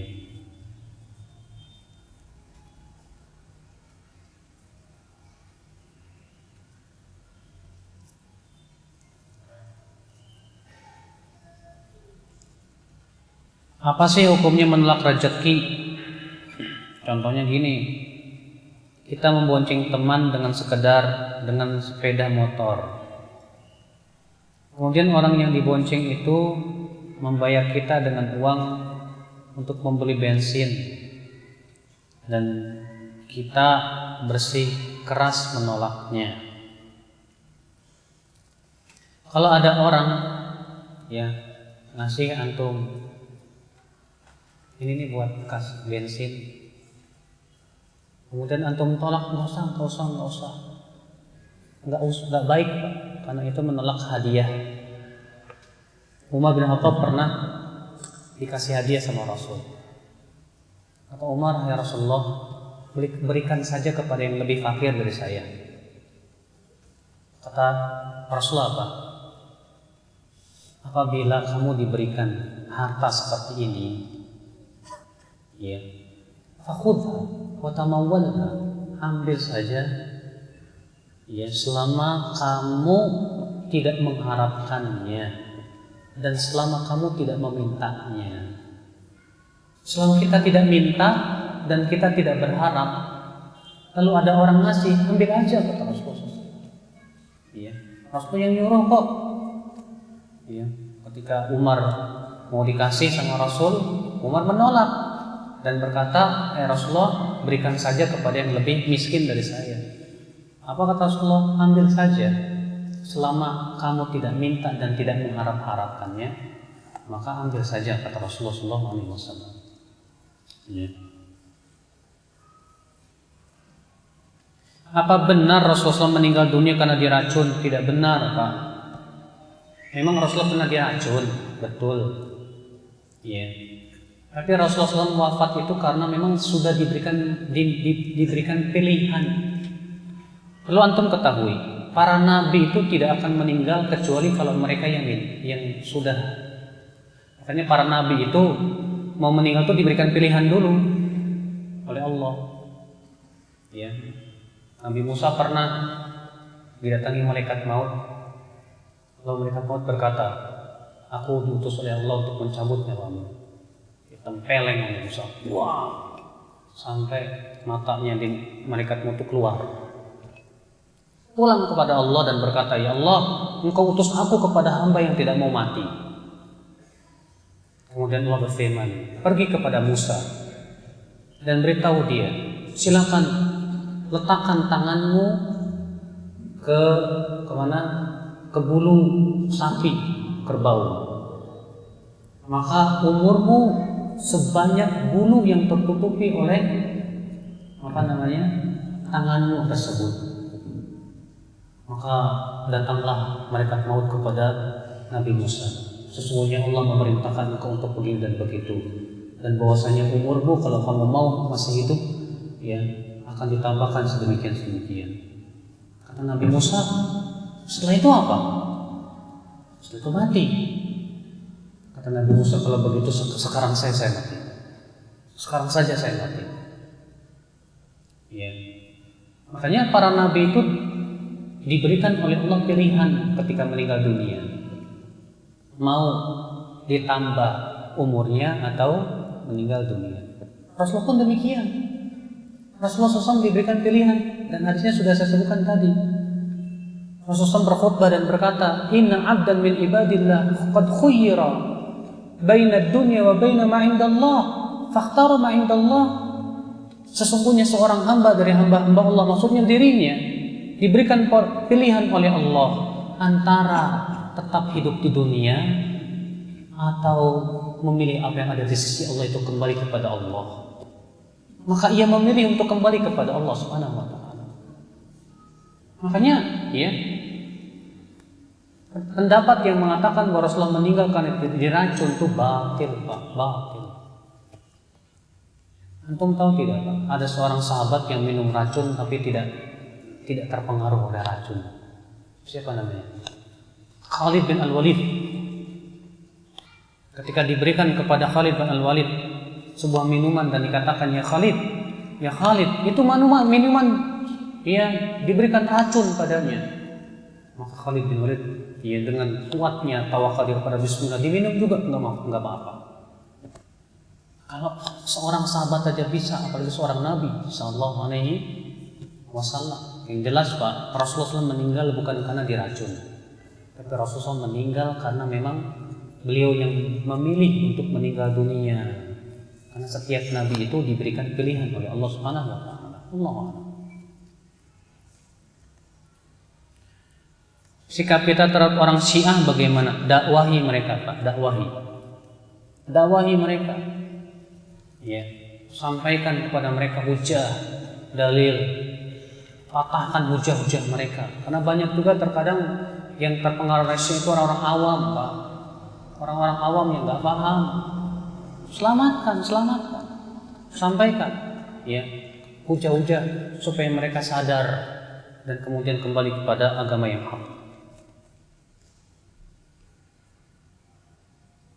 Bagaimana caranya agar bisa mendapatkan syafaat? Caranya yang pertama, mentauhidkan Allah, menjauhkan kesyirikan. Ini syarat mutlak. Karena Rasulullah sudah saya sebutkan tadi hadisnya ya. Kata Rasulullah, "Ukhtirtu baina an yudkhala nisfu ummatil jannah wa baina syafa'ah." Aku diberikan oleh Allah pilihan antara setengah umatku masuk surga atau diberikan syafaat, maka aku memilih syafaat. Kemudian Rasulullah apa? Wahiyya liman mata la yusyriku billahi syai'a. Syafaatku itu untuk orang yang meninggal dalam keadaan tidak mempersekutukan Allah sedikit pun. Lihat ya. Jadi syafaat Rasul itu diberikan kepada siapa? Kepada orang yang meninggal dalam keadaan tidak berbuat syirik. Maka ini syarat mutlak tuh untuk mendapatkan syafaat Rasulullah SAW. Yang kedua apa? Beramal soleh. Di antara amalan yang bisa mendatangkan syafaat apa? Mendengarkan azan, menjawab azan. Ya. Kata Rasulullah, siapa yang setelah azan dia mengucapkan ini? Ya. Siapa yang mendengar adzan lalu ia jawab, kemudian ia berucap begini, Allahumma rabba hadhihi da'watit tammah wassalatul qa'imah ati Muhammadan al-wasilata wal fadilah wa ba'athu maqaman mahmudan alladhi wa'adta. Atau apa? Halat lahu syafa'ati yaumil qiyamah. Halal untuknya syafaatku pada hari kiamat. Apa lagi? Yang ketiga, wafat di kota Madinah. Ya. Karena Rasulullah SAW dalam riwayat Muslim menjamin siapa saja yang wafat di kota Madinah, maka Rasulullah sebagai pemberi syafaat untuknya. Ya. Yang keempat apa? Berusaha untuk mengikuti jejak Rasulullah, ittiba sunnatu Rasulillah, mengikuti sunnah Rasul Sallallahu Alaihi Wasallam. Maka mereka ini diberikan syafaat oleh Rasulullah SAW, insya Allah.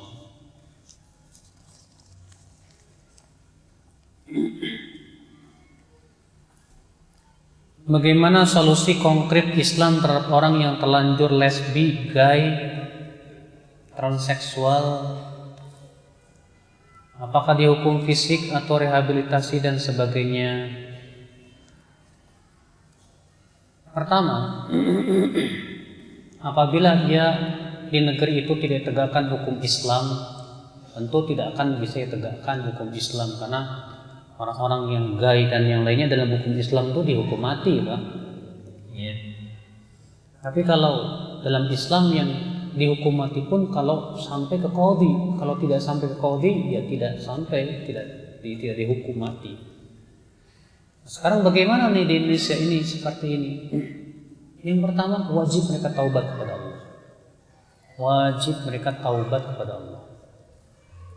Kemudian mereka harus diasingkan, dalam artian dipisahkan dulu, supaya betul-betul ya mereka itu tidak memiliki tidak melakukan perbuatan-perbuatan yang diharamkan oleh Allah tersebut. Sebab yang namanya gay itu kan senang sama jenis. Maka kalau ia bersatu dengan laki-laki lagi, sulit untuk hilang penyakitnya. Maka yang seperti ini harus diasingkan. Ya. betul-betul supaya disembuhkan dulu penyakitnya. So dia bertaubat kepada Allah Subhanahu wa taala. Iya. Allahu a'lam.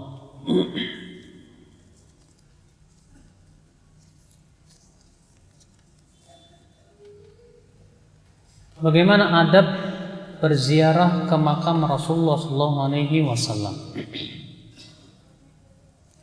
Adab berziarah ya ke makam Rasul, kalau kita pergi ke Madinah ya, jangan lupa untuk ziarah ke makam Rasul SAW. Pertama kita masuk masjid, jangan lupa untuk sholat tahiyat masjid. Rasulullah sabda, "Idza dakhala ahadukumul masjid fala yajlis hatta yusalli rak'atain." Apabila salah seorang dari kalian masuk masjid, jangan duduk sampai ia sholat 2 rakaat. Kemudian segeralah ia menuju kuburan. Kemudian menghadap ke kiblat, bukan menghadap ke kuburan. Ya, ketika kita sampai ke kuburan, kita ucapkan Assalamualaikum ya Rasulullah, Assalamualaikum ya Abu Bakrin, Assalamualaikum ya Umar. Ya. Setelah itu berlalu, tidak berlama-lama. Kalau di sana sekarang ini orang yang berlama-lama biasanya dipukul, pergi. Ya, bahkan orang yang berhenti sebentar aja sekarang tuh nggak boleh, disuruh langsung supaya tidak terjadi kemacetan kan, karena orang yang pengen ziarah kubur tuh ribuan. Kalau masing-masing berdiri menumpuk bisa. Makanya apa? Ya, kebijaksanaan di sana, orang yang ini suruh lewat aja udah, lewat. Maka ketika lewat itu kita ucapkan Assalamualaikum ya Rasulullah, Assalamualaikum. Ya. Ya Abu Bakar ini.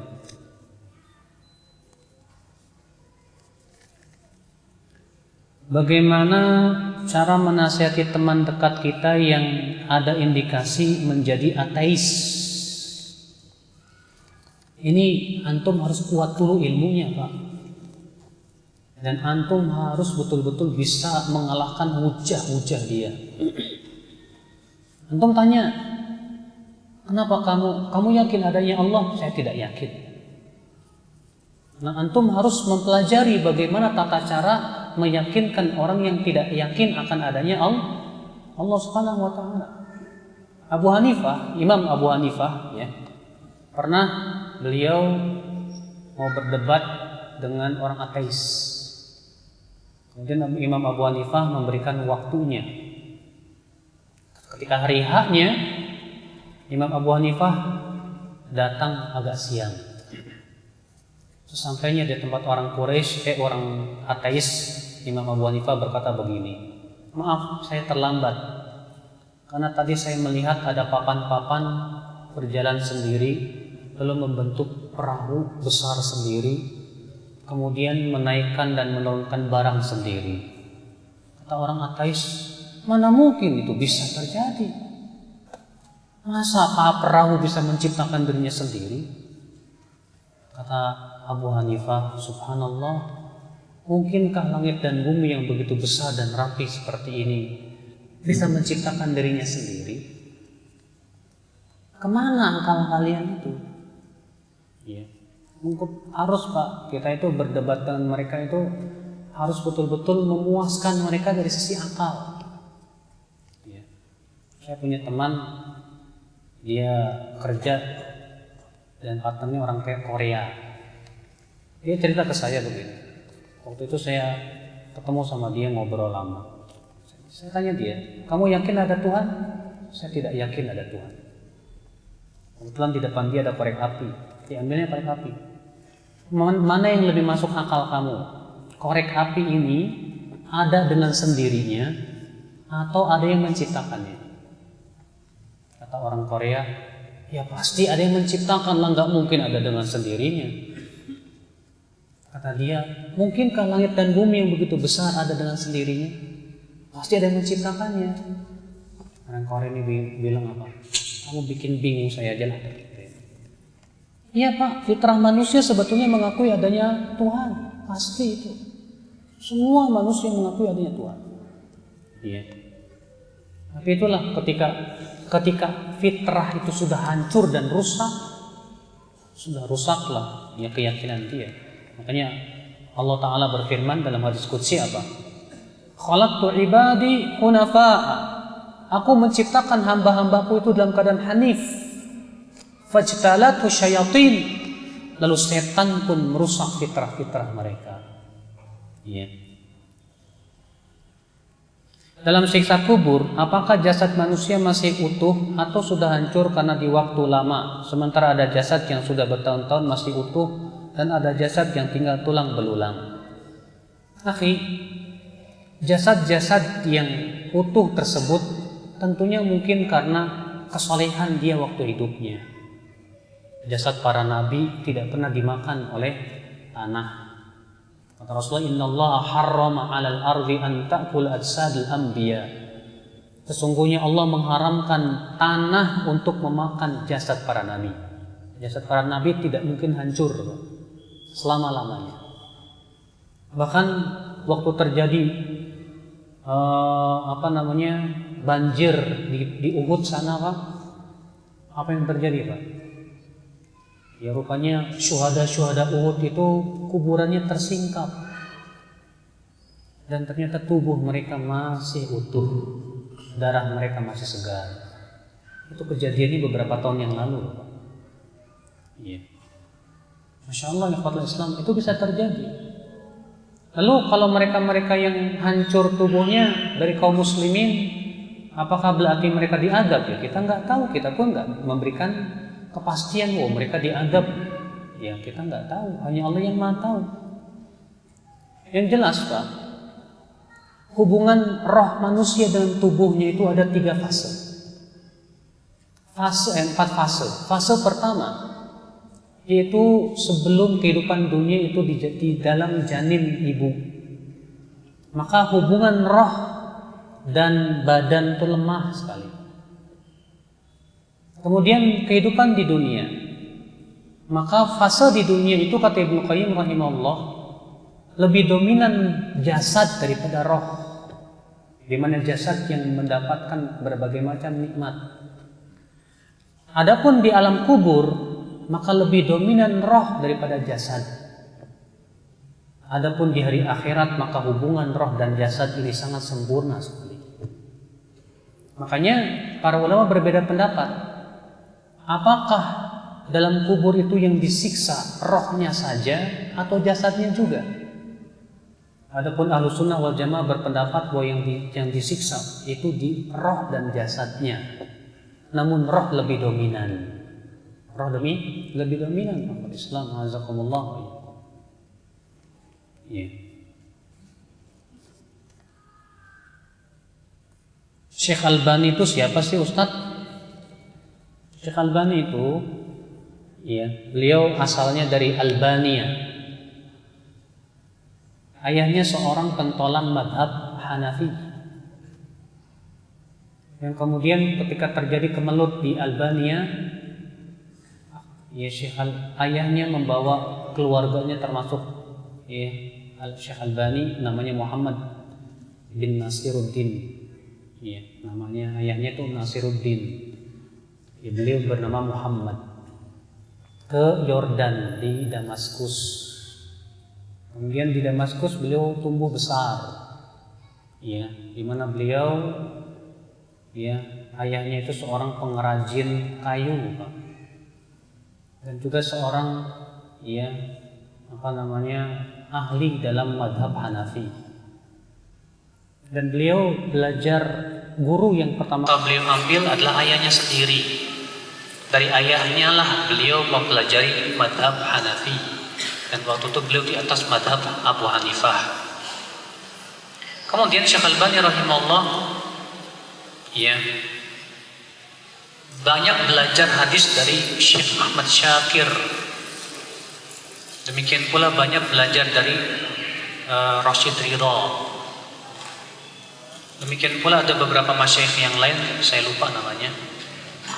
Selain itu Syekh Albani rahimahullah lebih banyak hidupnya di perpustakaan. Beliau di perpustakaan satu harinya 12 jam. Mulai dari jam 6 pagi keluar jam 6 sore setiap hari. Dan pekerjaan sehari-hari beliau itu beliau itu tukang jam. Beliau tuh ya kalau misalnya keluarganya sudah menipis persediaan makanannya, beliau dagang jam. Kalau misalnya sudah cukup sebulan misalnya, ya sudah pekerjaannya tinggalin dulu. Sebulan di perpustakaan terus. Nanti sudah mulai tipis lagi, cari rezeki lagi. Ya, begitu Syekh Albani rahimahullah. Sampai kemudian ya keilmuan beliau pun diakui oleh ulama-ulama dunia, diakui oleh Syekh bin Baz, Utsaimin, ya bahkan juhud beliau dalam ilmu hadis sangat terkenal sekali, dan beliau kemudian mendapat penghargaan dari Raja Faisal, ya akan kesungguhan beliau dalam ilmu hadis Nabi Shallallahu Alaihi Wasallam. Tapi ya itulah, beliau manusia biasa Pak, tak lepas dari kesalahan. Tapi Pak, hanya karena kesalahan yang lebih sedikit dibandingkan dengan kebenarannya, jangan kemudian kita lupakan kebenarannya. Kalau antum mentakhrij hadis, mengerjakan, misalnya antum lagi ujian ya, ujiannya 1000 soal. Dari 1000 soal 10 yang salah, nilainya berapa? Hah? Dari 1000 soal hanya 10 yang salah. Apa? 99. Mumtaz nggak Pak? Sempurna nggak Pak? Sempurna. Sekarang Syekh Albani mentakhrij puluhan ribu hadis. Kalau ternyata dari puluhan ribu hadis yang salah ratusan, ya jangan hanya karena sedikit yang 100-200 kita lupakan kebaikan yang benarnya dia. Sedangkan air saja kalau sudah sampai 2 kula tidak membuat najis, kata Nabi Sallallahu Alaihi Wasallam. Ya. Maka dari itu yang akan Islam lumrah. Kesalahan sebagai manusia itu lumrah Pak, lumrah. Siapa ulama yang tidak pernah salah? Sebutkan satu saja ulama yang tidak pernah salah. Nggak ada. Ya. Imam Syafi'i rahimahullah, apakah mengklaim bahwa dirinya tidak pernah salah? Nggak juga. Bahkan ulama mazhab Syafi'iyah seringkali menyelisih mazhab Imam Syafi'i sendiri.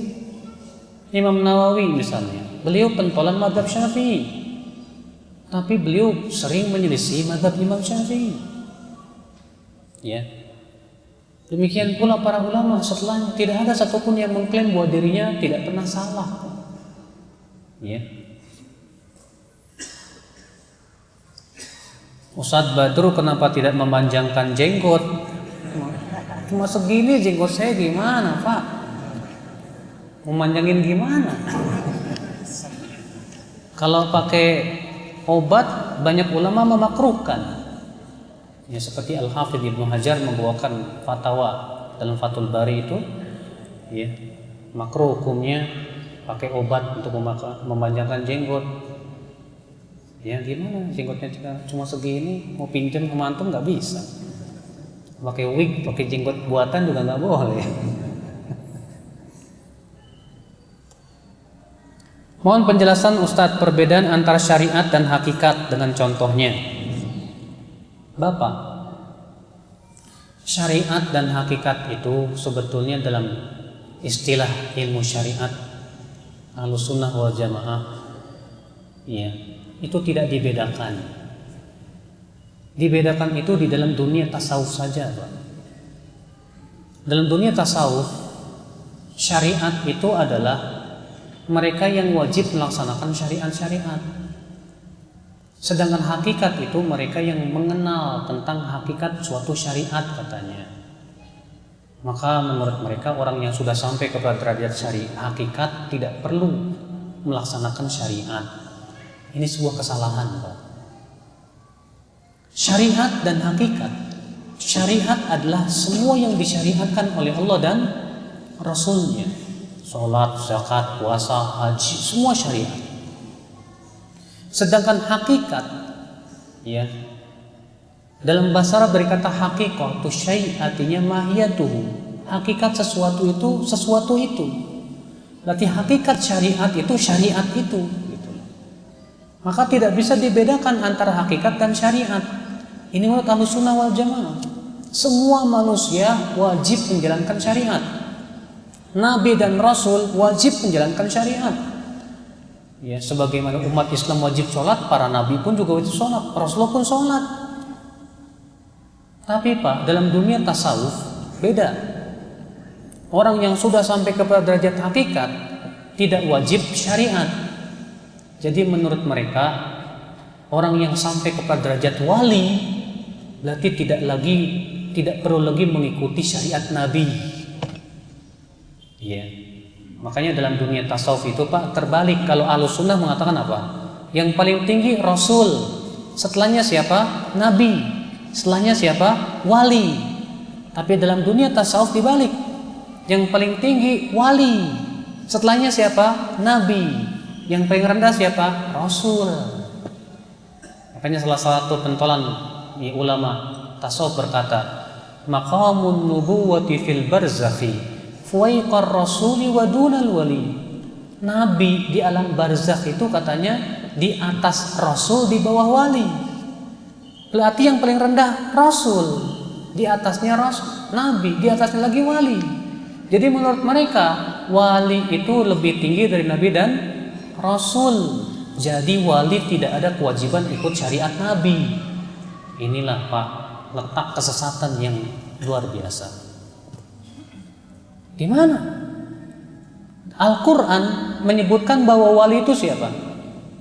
Allah berfirman dalam surat Yunus, ala inna awliya Allah la khawfun alaihim wa lahum yahzanun alladzina amanu wa kanu yattaqun. Ketahuilah, wali-wali Allah itu tidak akan merasa takut dan tidak akan bersedih hati pada hari kiamat. Siapa itu wali-wali Allah? Itu orang-orang yang beriman dan bertakwa. Jadi wali-wali Allah itu siapa? Wali Allah itu setiap orang yang beriman dan bertakwa. Antum semua wali Allah. Tapi wilayahnya, loyalitas Allah kepada wali-walinya itu sesuai dengan keimanan dan ketakwaan. Semakin tinggi keimanan dan ketakwaannya, semakin tinggi derajatnya di sisi Allah Subhanahu wa taala. Makanya Pak, konsep wali menurut Ahlussunnah sangat jauh beda dengan konsep wali menurut tasawuf. Kalau menurut Ahlussunnah, wali itu setiap orang yang beriman dan bertakwa. Sedangkan tasawuf untuk sampai kepada derajat wali itu harus melewati beberapa fase. Di antaranya mereka harus menyiksa dengan zikir. Sampai mereka di antara mereka berzikir itu Pak sampai pingsan. Katanya kalau sudah pingsan, ya, mereka mengucapkan zikir mereka yang paling tinggi apa? Hu. Pertama la ilaha illallah dulu. Nanti Allah, baru sampai huwa. Pingsan. Kalau sudah pingsan itu disebut dengan fana. Kalau sudah fana ini sudah mulai sampai kepada derajat mukasyafah. Mukasyafah itu artinya terbukanya tirai yang gaib. Mereka sudah sampai, siapa yang sudah sampai kepada derajat kasyaf, ini sudah sampai tingkat tinggi Pak.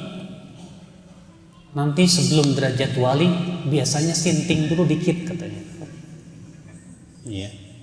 Makanya antum tahu di dalam dunia tasawuf ada seorang wali yang bernama Ahmad Al-Badawi. Al-Imam Adz-Dzahabi ketika menyebutkan biografi Ahmad Al-Badawi, beliau berkata apa? Tidak dikenal siapa dia. Namun disebutkan dalam sebuah riwayat bahwa ia pernah sholat tanpa wudu. Sehingga orang-orang menganggap oh ini wali. Masa wali sholat tanpa wudu? Gimana coba? Makanya kan dalam cerita-cerita di Indonesia ini Sunan Kalijogo kan wali, ya. Itu tapak di pinggir kali 40 tahun sampai lumutan. Enggak sholat, enggak puasa Ramadan, enggak zakat, enggak haji, terus jadi wali. Ajib. Masa orang nggak sholat jadi wali? Yang bener aja Pak.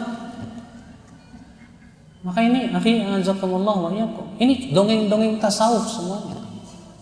Yang hakikatnya ingin memisahkan manusia dari syariat, itu hakikatnya. Ya.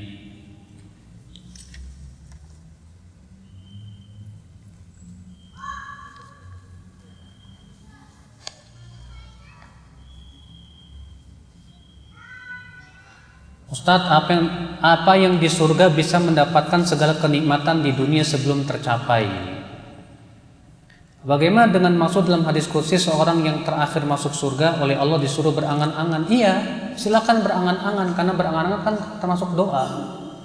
Dia berangan-angan ini, setelah berangan-angan Allah berikan kepada dia semua angan-angan dia, dan 10 kali lipat dari itu. Kata Rasulullah, itulah penduduk surga yang paling rendah, diberikan oleh Allah dunia dan seisinya dan 10 kali lipat dari itu. Itu penduduk surga yang paling rendah, Pak. Iya. Gimana yang paling tinggi? Masya Allah.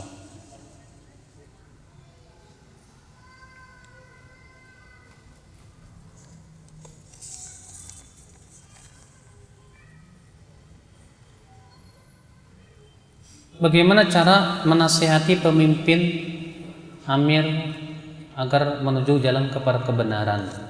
Akhi, menasihati pemimpin itu beda. Kenapa? Pertama, dia punya kekuasaan. Yang kedua, dia punya kewibawaan yang harus dijaga. Ana tanya sama antum, kalau antum dinasihati orang di depan orang-orang, mau nggak? Enggak, nggak mau kan? Nggak mau. Semua orang nggak mau seperti itu. Hatta Imam Syafi'i pun mengatakan begitu. Kata beliau apa? Insahni fil firadi, tolong nasihati saya ketika saya sendiri. Wala tansahi fil jamaah, jangan nasihati saya di depan orang. Fa inna nasihata amamal jama'ati naw'un minat tawbih la arbustima'ah. Karena menasihati seseorang di depan orang lain itu sama saja membongkar aibnya. Aku tidak suka itu, kata Imam Syafi'i. Fa in asaitani wa khalaftani, tapi kalau kamu memang maunya menasihatiku di depan orang, jangan salahkan aku kalau aku tidak mendengarkan ucapanmu. Ini kata Imam Syafi'i rahimahullah. Antum sebagai seorang lurah, lalu antum dijelek-jelekan di depan warganya, mau nggak Pak? Nggak mau kan? Sama. Makanya dalam Islam pun demikian. Kata Rasulullah, man arada an yansah lidhi sultan, siapa yang ingin menasihati penguasa, falyakhudh biyadi, ambil tangannya, wal yakhlu bih, nasihati secara rahasia. Fa in qabila, kalau dia menerima, alhamdulillah. Kalau dia tidak mau terima, maka dia sudah melaksanakan tugasnya. Itu yang diperintahkan oleh Rasulullah SAW dalam riwayat Imam Ahmad. Ya, dan hadis itu hasan dengan jalan-jalannya. Maka dari itu ya akhi, menasihati penguasa itu berbeda. Betul, memang betul disebutkan dalam hadis, jihad yang paling utama adalah kalimat yang hak yang disampaikan kepada penguasa yang zalim. Tapi caranya kan dijelaskan oleh hadis itu, langsung datang ke orangnya, bukan kemudian menjelek-jelekan di mimbar-mimbar, bukan. Ya, kan itu bukan sama sekali manhaj Ahlussunnati wal Jamaah. Sebagaimana telah disebutkan oleh para ulama dalam kitab-kitab mereka. Wabillahi taufik. Semoga yang saya sampaikan pada sore hari ini bermanfaat. Mohon maaf bila ada kata-kata yang tak berkenan, dan yang benar semuanya dari Allah, dan yang salah adalah dari kekurangan ilmu saya dan dari syaitan. Subhanakallah bihamdik, asyhadu an la ilaha illa anta, astaghfiruka wa atubu ilaik. Assalamualaikum warahmatullahi wabarakatuh.